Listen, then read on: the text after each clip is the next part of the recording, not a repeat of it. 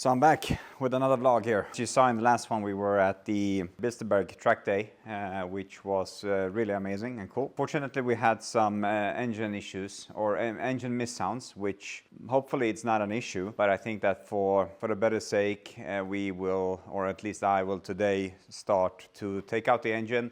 We're going to inspect the bearings and inspect the heads and see if we can find that kind of ticking sound that we had from the engine to see what it is. So for that, engine needs to come out. I already started with some of the intakes, wiring and all of that. Exhaust needs to come off, manifolds needs to come off, need to drain the oil. I have a hose on the side here which I can drain through, and then this manifold needs to come out as well. Dampers should be able to stay here hopefully. Also what I'm planning is to kind of relocate the coolers, so I'm thinking that maybe I put one on each side and then run them with a split to see if we can get some higher oil pressure or higher flow. Today we're running the dry sump from tank to pump, from pump to filter, filter to cooler, cooler to engine. And we saw that we had some quite a lower oil pressures when the oil was really hot. So I'm not sure if we need to change the pulley to a higher one. We had something like 4 bars at 8,000 RPM. Maybe it's enough, maybe not. If you're an expert, then please comment. I would be nice to hear your inputs. But yeah, that's the plan. So exhausts will go off first, and then after that manifolds, and then try to lift it out today. Martin is coming tomorrow, so hopefully he can help a little bit to the final stuff. If all goes good, then maybe we'll start putting the engine back in tomorrow. Let's see.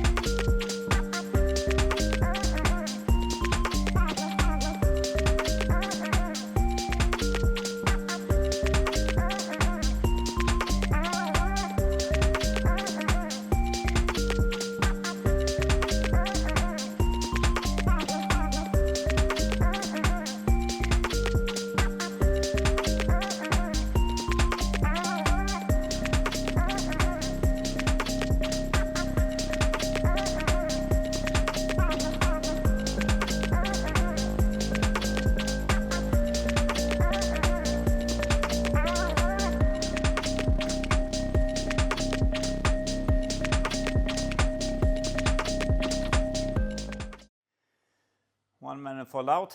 That was quite quick. I thought it's going to be more pain. I have these 12-point nuts there, and not sure if it's always the best because it's quite tight with the insulation here.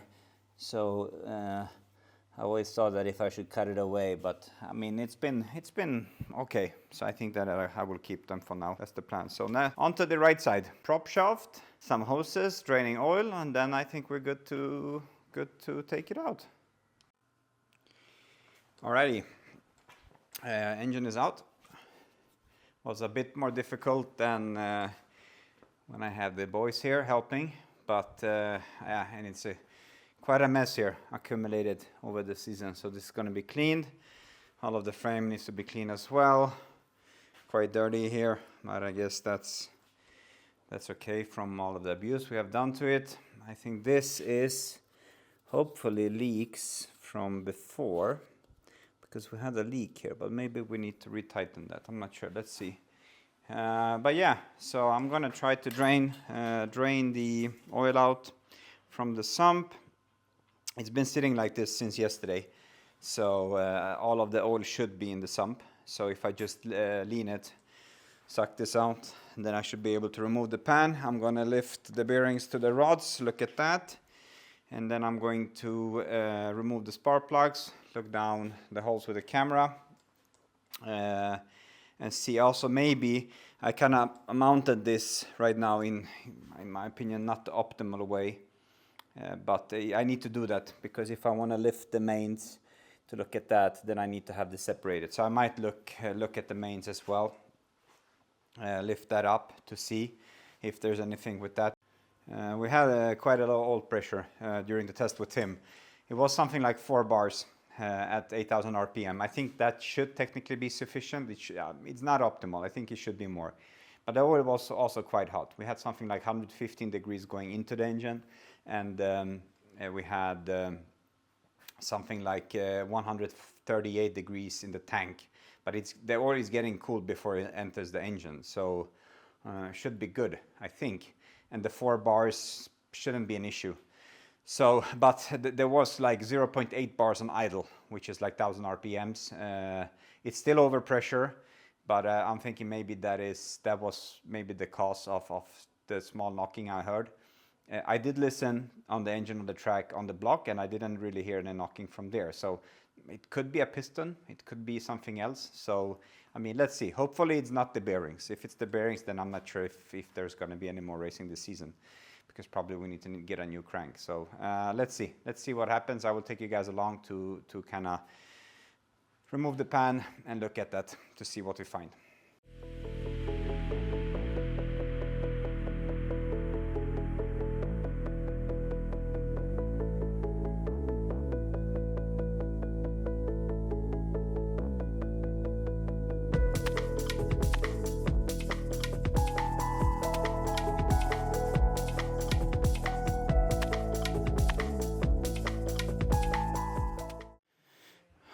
Okay, first one.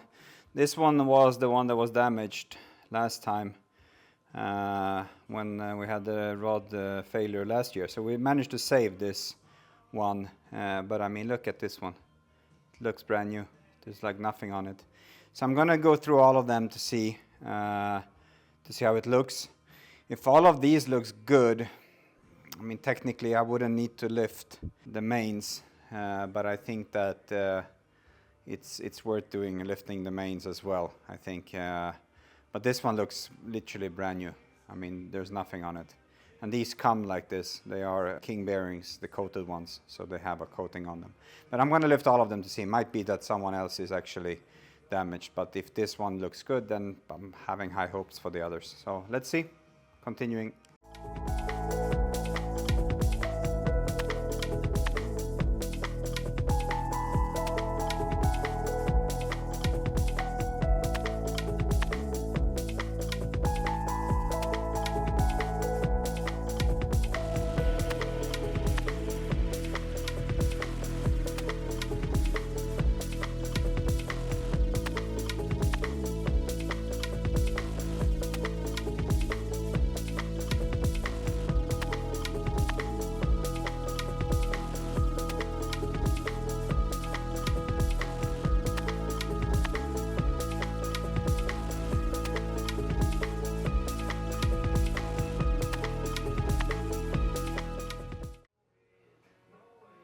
And some small scratches here, but I mean this normally never a problem. And on the rod side, same there, a little bit small scratches, but not a big deal. And this one, same there. So I mean, the rods look really good. I'm going to retighten these with proper assembly lube later on, but not for now.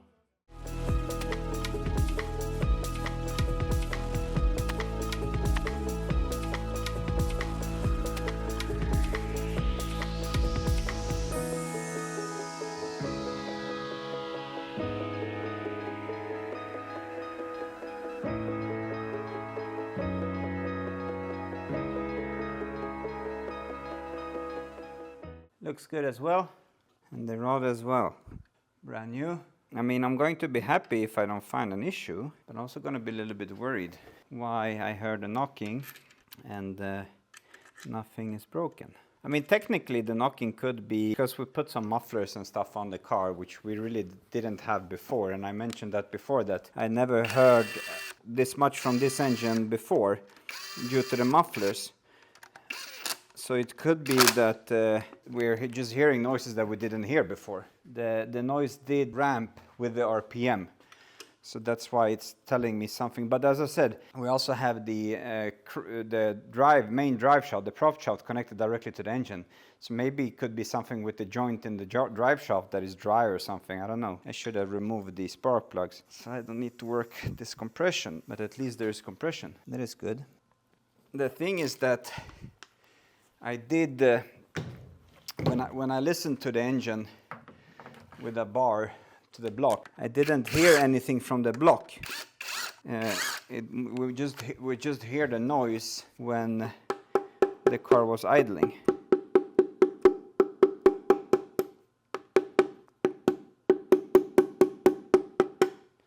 So, super strange.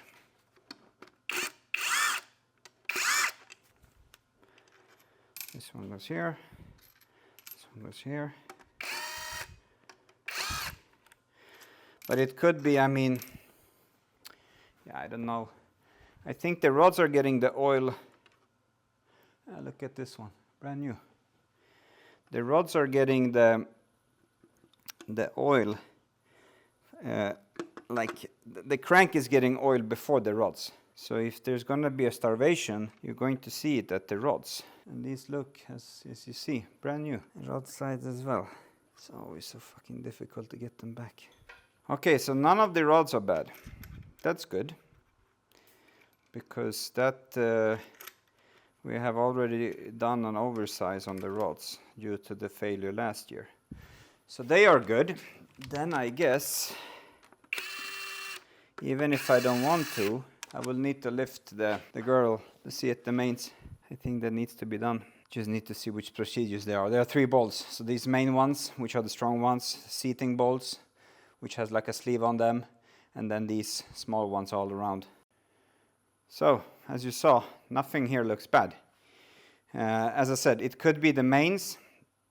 For some reason, the mains could have something damaged with those. So I think that I need to lift the mains anyways, or the girdle here. The way it's done, I can't remember exactly, but I'm pretty sure that it's a procedure where you have like 1, 2, or 3, and you do it in a way. Normally you put these seating bolts in when you do the install, because these sit the girdle properly.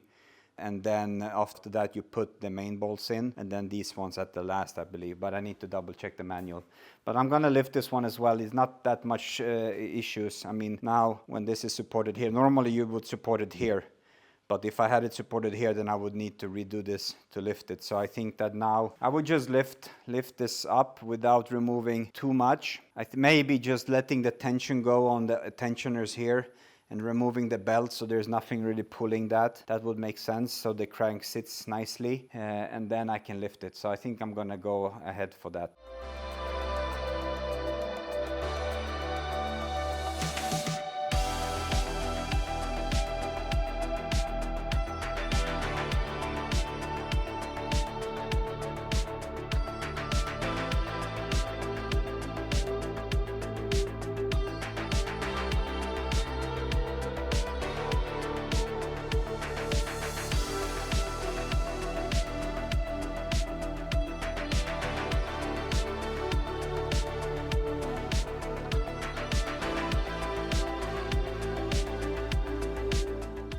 So the procedure is the seating bolts first, then the mains, and then the small M8s on the sides. And they are done in procedure. So 1, 2, 3, 4, 5 here. And I believe this one was 6. Yep. 6. Then would this be 7? Yep. 7, 8, I guess this is 9. Yep. 9, 10.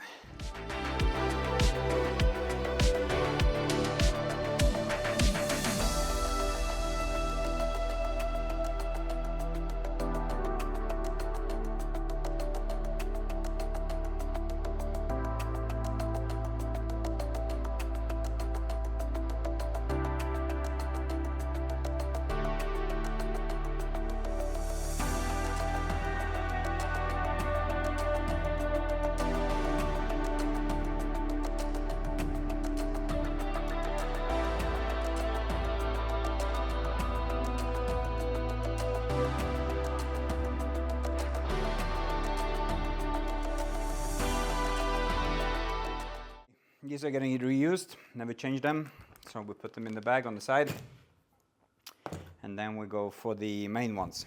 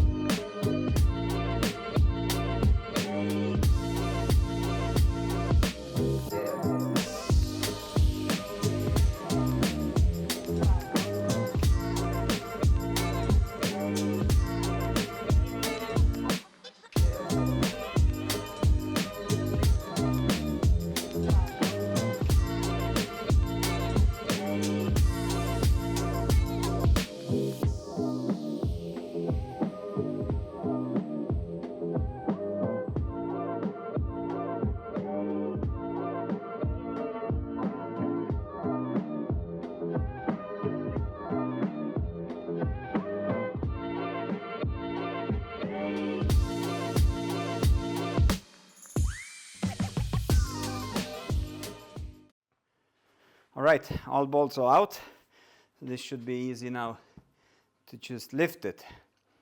But I think I will need 2 hands for that. So well, let's see if we can lift it and how it looks like.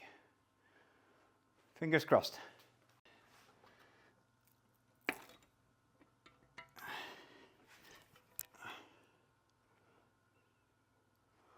Well, bearings looks good. I mean, there's been a little bit debris here on the middle one, and the back one, I mean, it looks good because the coating is still there, but the middle one has some debris in it. You can see that clearly, but yeah, overall it looks really nice. So as you see, this one looks good. I mean, it has a little bit wear on them, but I think that's quite normal. I think this one has a little bit debris inside of it. Can't really feel that, but that could be some debris from when we did rebuild the engine, but it doesn't look really bad. This one has something here, and this one is good. This one, I guess it should be like this. I just need to double check if it should be completed back, because you can see it has a darker color than this one. I'm not sure if the King bearings, like if it starts to wear to this, if it's the coating that goes. I think that needs to be double checked, but other than that, I mean, the crank looks nice as well. There's nothing on it. And this one that had some of the debris, I mean, there's nothing really that you can touch and feel. All of them looks really good. So the bearings are good. That's positive. Then you might ask, why did I tear the engine apart? But I think it's better safe than sorry. But I guess we need to double check where's the knocking sound come from. If it's maybe something with the, it could be the wrist pins on the pistons, that some of them have some play in it. Not sure if that's possible to check when the engine sits, but I think that's something that we want to check. I had an engine before with one of the wrist pins, with the bushings in the wrist pins actually worn out and started to give a play, and then you hear like a knocking sound there. On that engine actually, the wrist pin broke. It was an old BMW engine where I heard this knocking, and it sounded like similar to what I heard now when I come to think about it. But it was that the wrist pin broke and the piston was basically hanging on by their life. It didn't break loose, but it was there and it was making a knocking sound. So potentially it could be the bearings inside of the wrist pins, and I think that for that we would need to take the pistons out. Then I would need to get new head gaskets and remove the heads. It's not a lot of job. We just need to retime the engine and do all of that. So it's as I said, it's not difficult. It just takes a lot of time.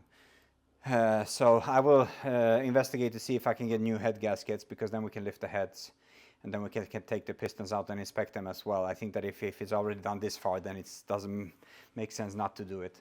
So I think that I will do that during this week, and then maybe next week. Martin was supposed to come today, but he got some phone issues, so he couldn't.